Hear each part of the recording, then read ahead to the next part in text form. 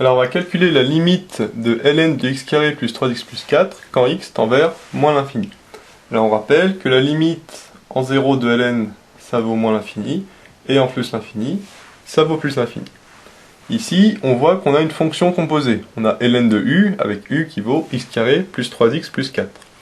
La méthode, c'est comme exponentielle, on calcule d'abord la limite de ce qu'il y a dans ln. On calcule donc la limite quand x tend vers moins l'infini de x carré plus 3x plus 4.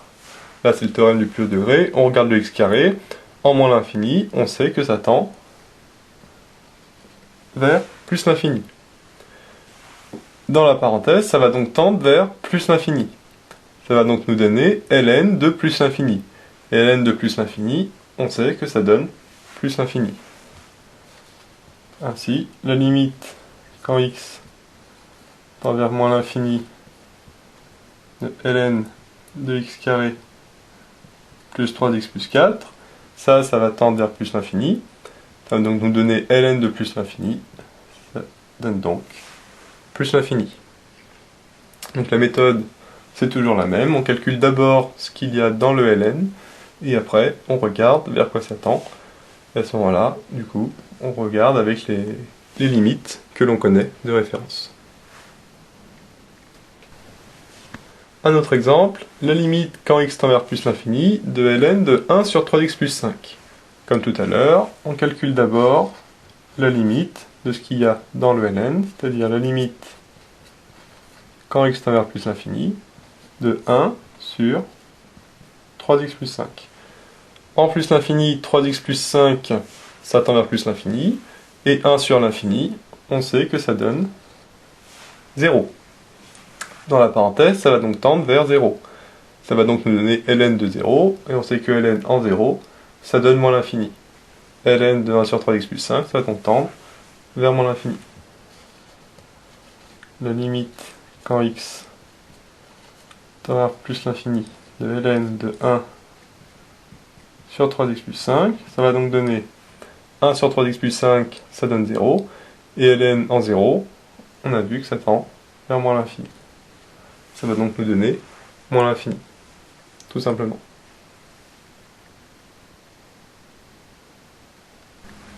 Et enfin, un dernier exemple, la limite quand x tend vers 0+, c'est-à-dire x supérieur à 0, de ln de 3x plus 5 sur x.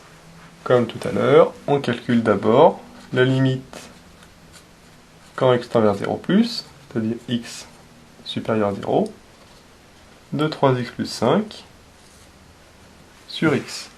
Ici, c'est un peu particulier. En haut, 3 fois 0 plus 5, ça donne 5. Mais en dessous, ça donne 0. 5 sur 0, on sait que ça donne l'infini. Alors maintenant, il faut savoir si c'est plus l'infini ou moins l'infini. En 0, on sait que le 3x plus 5,